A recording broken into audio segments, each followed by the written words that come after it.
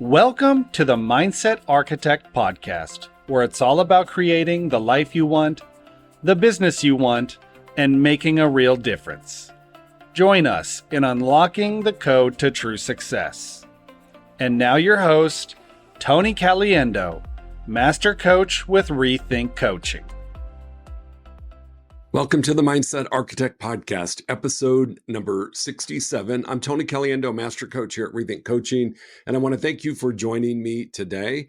As always, I want to appreciate and acknowledge your time. Time is our most valuable gift, and the fact that you're sharing yours with me truly does mean a great deal. So I want to talk to you about something today that I've noticed come up a bit during holiday season or during goal setting season or during goal reflection season.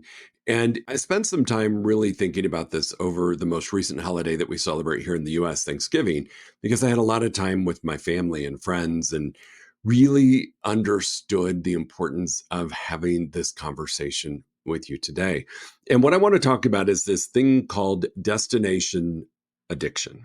And it's something that a lot of us suffer from. And I say suffer because it is putting yourself in a place of not being able to enjoy or reflect upon what you currently have and putting yourself that everything is so based on the future. So I want to start with number one, a true definition of what is destination addiction. So I went to Google and I just found some descriptions of it. I think this is one of the best that I found. So I want you to listen to this and see if this maybe applies to you. It's a psychological phenomenon where individuals continually seek fulfillment and happiness in future destinations or events rather than appreciating the present moment.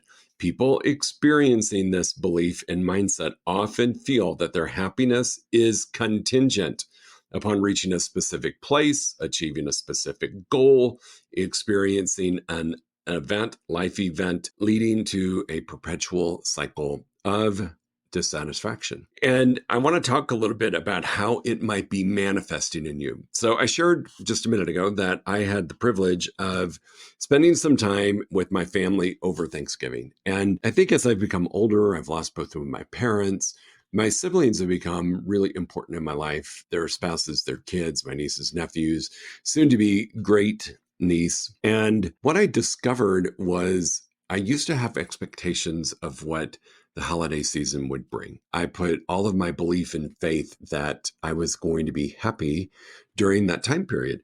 And there were a lot of holiday seasons that when it was over, I was profoundly disappointed. And what I'm realizing at this stage of my career and of my life is that the holidays only enhance my level of enjoyment. They don't make or break it. And I got to experience that for the last 7 days in Omaha, Nebraska with my incredible family who welcomes Reagan and I into their home, and we just get to be part of something bigger.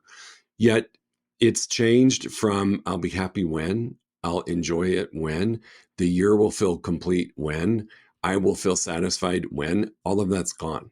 It truly was just an enhancement. So you might be manifesting destination addiction when you rely on things like the following to help you manifest or feel like you're achieving something. Travel. That's a big one for people. I hear a lot of people say, I'm going to go escape my life and go travel. And I find that to be fascinating. There are some people that truly have a true destination addiction in terms of where they're physically going to be, believing that the trip they're going to take is going to unlock that box of happiness and joy for them. And that until they do it, they're not happy and they're not going to be happy in their current space.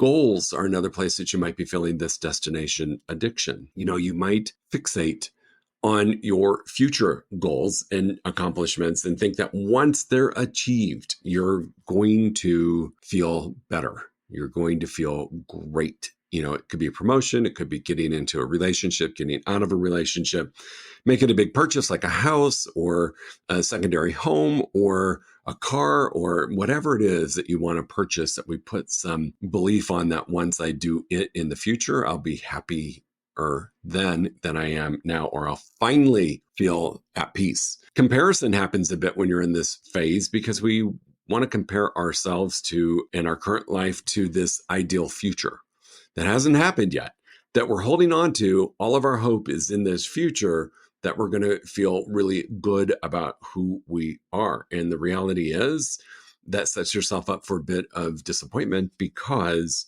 your current life versus this idealized future can result in you feeling inadequate or some discontent. So there's lots of ways that we can address this, but I just want to bring your attention to it right now. I want you to really ask yourself if you believe that things will be better once you do something, whether it's a goal, a purchase, a marriage, a divorce, a whatever it is that you're looking for to finally be able to feel this sense of joy, this destination that we want to get to. And that we're holding so dearly right now that my current circumstances are what's causing me to be unhappy. And once my circumstances change, everything else is going to change. This is what I find to be really interesting. And a lot of the work that I've done with one of my coaches around this very thing is making your first million isn't going to make everything okay. Yes, it changes things. Yes, you have less financial worry. If it's making your first 100,000, your first 200, 500, whatever it is, your first 10 million, whatever that is, I can tell you that you show up as you just with some more money in the bank. Now, that's not a horrible thing. It's a great thing. Let me share with you, that's a great feeling, but it doesn't change who you are. You get a whole different set of circumstances, right? And you do believe that that one circumstance, wealth, is what is going to be the game changer, the kingpin for you to experiencing true happiness. So you've got this destination addiction towards a financial state. And I love what one of the coaches that I study says. She says that life is 50-50. Doesn't matter if you're a millionaire. Doesn't matter if you don't have enough resources right now. It doesn't matter. Life is 50-50. 50% is really good. 50% is not so great. And it doesn't matter what your destination is. It's still going to be 50-50. And I think that is where people get disappointed when they finally reach that pinnacle or they finally reach that goal, only to find out that life is still 50-50. And just because they got to the destination, whether it's physical, whether it's financial, whether it's relationship, whether it's geographical, whether it's whatever it is, that life is still going to throw them 50-50. And that, I think, is what creates the biggest disappointment around destination addiction. Now, what scares me or bothers me the most about it is if you do suffer from this, you are really putting yourself in your own personal prison. Because when you are so focused on what it is that's going to change everything for you, you're not enjoying your current place of being. You're just not, because it's never good enough. You know, that comparison game happens. Well, I'm doing okay financially, but I wanted to be at 7 figures. I'm doing okay in my marriage, but I wanted it to be skyrockets every day, and it's not. I finally met somebody and my life is still 50-50. It's not like this dream fairy tale that I thought it would be just because I'm in a relationship with someone. So when you hold on to that, you are really robbing yourself of current joy and your current state of being. And I think that is one of the saddest things that can happen, because I will tell you this, my mom always said this, time flies by the older you get. And I promise you she's right. And as we start to age and time goes by quicker, you start to realize that if you're holding into the space of things will only be better when, you are missing out on so much. You truly are. And I want you to think about it in terms of, what am I giving up right now? That if this was my current destination, how would I feel? And I think that's a great question. It's one that I ask myself often. I mean, I have long-term goals. I have short-term goals. I've got financial, relationship, business, team goals. I've got all those typical goals. But I like to ask myself that, what about my current destination is fulfilling? What creates joy? Because here's what I know. My current destination was once my future destination years ago. It just was.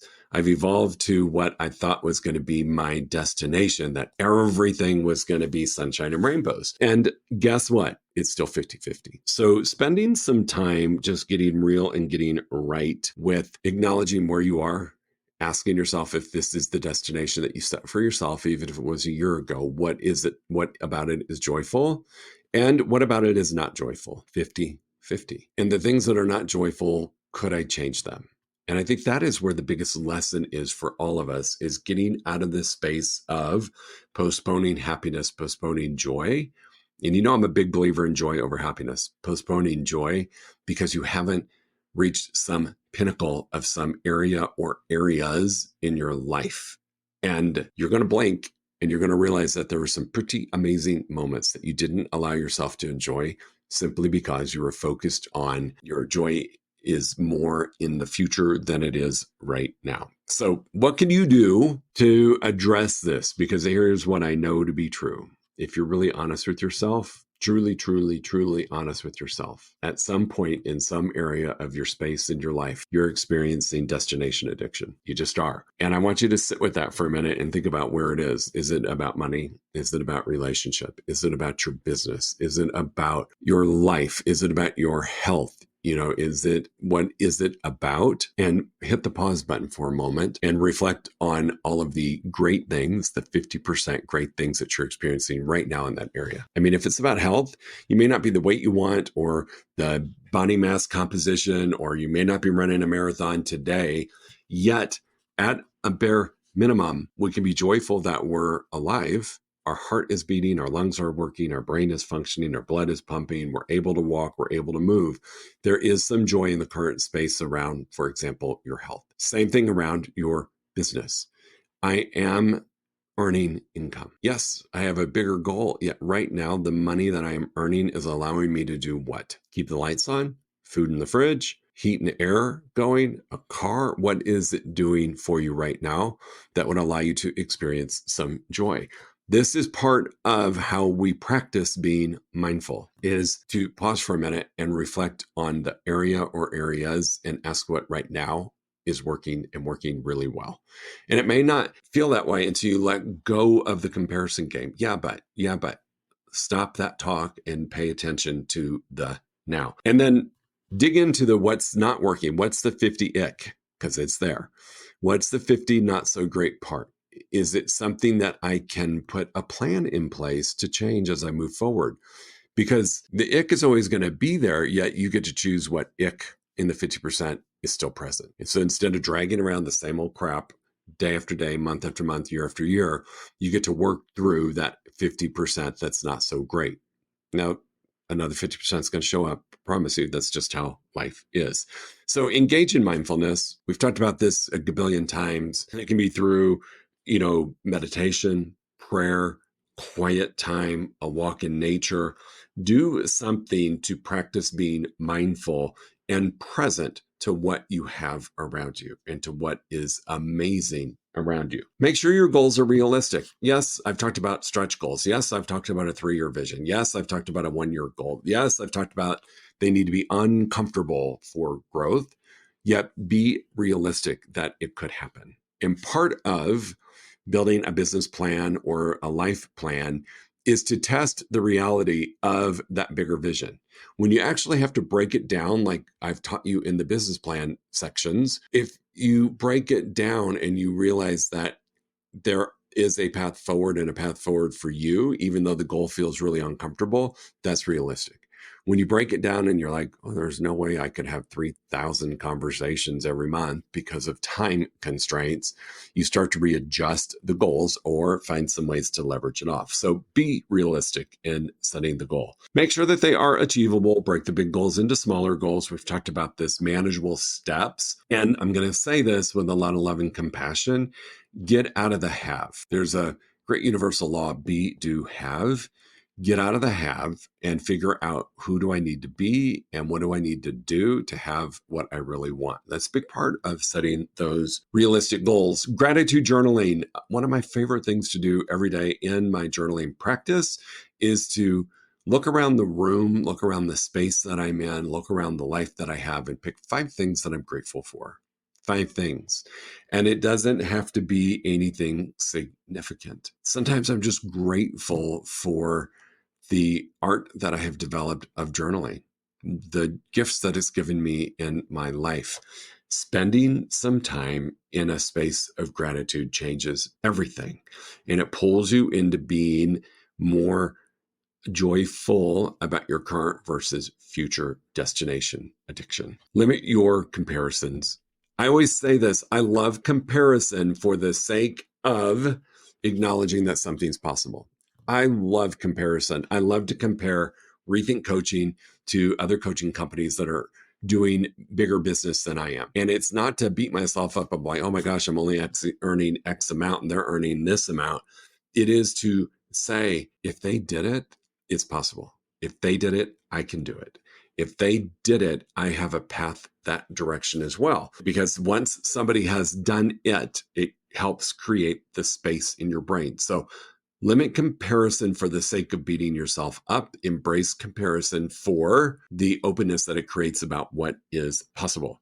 This is going to sound really simple, but this is step number 5 that I'm going to invite you to do. Engage in enjoyable activities. I've seen this happen so much that we punish ourselves for not being to our destination yet. We punish ourselves. I'm not going to go have fun. I'm not going to do this. I'm just going to immerse myself 24/7 in my job until I get it right, until I'm making $1 million, until I'm doing this. And we deny ourselves of current enjoyment. And I think that is a big shame. I think there's a place for it, right? Until you get to the level that you want to be in your business or your life or your health or your relationship, you do have a responsibility for blocking the appropriate amount of time to achieve it. Yet you also need to block some time to enjoy. You know, the hormones that get released when we experience some happiness, like when we have a joyful moment, just change everything. They light your neurology up. It changes everything. So engage in some enjoyable activities. This was an eye-opener for me years ago. I was working with a coach, and this was when I was leaving my safe, secure coaching role with a big company and moving into my own. And my coach asked me at the time, what are your favorite hobbies? And I didn't have any. I couldn't answer the question. And I remember her asking me several different ways to see if she could extract what my hobbies were. And what had happened was I had shut them all down because I was so consumed with my future. I was so consumed with the destination I was going to get to. I wanted to replace the income that I had when I was with that company. I wanted to break through my first 7 figures. I wanted this, I wanted that. And I was so consumed with that, I lost track of the simple things that bring me excitement. And I have re-engaged in golfing. I've re-engaged in entertaining. I've re-engaged in going out and being social. I've just re-engaged in life in a different way because I realized I was putting some of my hobbies aside. You know, I love to entertain. One of my hobbies is to cook for people. And so taking a cooking class or learning how to cook Indian food or learning how to do something else, it really is important that you engage in enjoyable activities because this is what I know to be true. The second I did that and I allowed myself to experience joy, my production went through the roof because it simply released a bunch of feel-good hormones that allowed me to think differently, clearer, get re-engaged at a high level. Some of the most creative things that came out of re-engaging with hobbies were amazing ideas. I go for a hike nearly every day. And I mean, it's not climbing a huge mountain, but here in Santa Fe, we got some hills and we're at elevation. And it's during those quiet times doing that hobby that I love to do because I'm outdoors, I'm in the sunshine, I'm breathing fresh air, I'm in nature. I get some of my most creative ideas. I think if somebody followed me around, they might wonder who I am and what I'm doing because I'm always talking into my phone, leaving myself notes and making sure that I capture those great thoughts when I'm on my walk. So engage in enjoyable activities. Number 6, reevaluate your values and your priorities. We've talked about this. What's the value that you bring to others?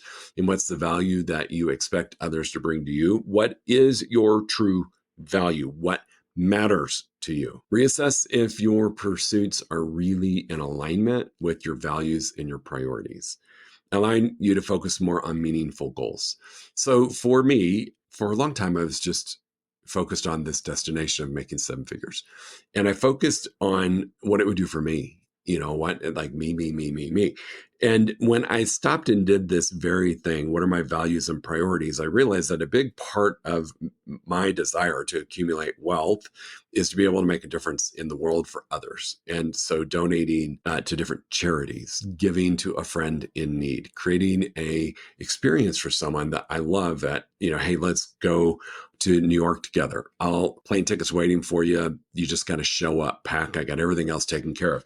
It was really evaluating the priorities and the values for me that changed that destination of making seven figures. And once again, I did that, it became easier to get there. So really reevaluate those values and priorities. Number 7, practice self-compassion. As entrepreneurs, as real estate leaders, as human beings, we sometimes are really hard on ourselves with the areas that we're not succeeding into the level that we desire to, that we're failing. And we can have some really vicious conversations with ourselves. So practice self-compassion. I've talked about this a gabillion times, and I'm going to talk about it a gabillion and one. I love failing. I really do. Because I attempted to do something. B, I got feedback of what worked, what didn't work. C, I can pivot according to the feedback that I have, and I can test it again. If you treat failure as final, that's the only time failure is really not good for you. But I embrace it. So embrace some self-compassion. Show yourself some grace under pressure. Show yourself some grace when you're not hitting that goal or you're not moving as quickly towards that destination that you desire to be at. And then number 8, hire a coach. I mean, I will tell you this, team, being a coach, I have had a coach myself since 2003. So that's a while. That's 21 years. Not the same coach. I've had a coach. I've had the same coach for about 9 years now, but I've brought in other coaches, health coach, nutrition coach, training coach, mindset coach. I brought in different coaches to enhance. Having a coach that can help you with all of this is probably one of the best gifts you could give yourself. And I say that because remember, we are humans that like routine. Even though we're trying to do all this different stuff, we're looking at a destination, we've got destination addiction going on, we got all this stuff going on.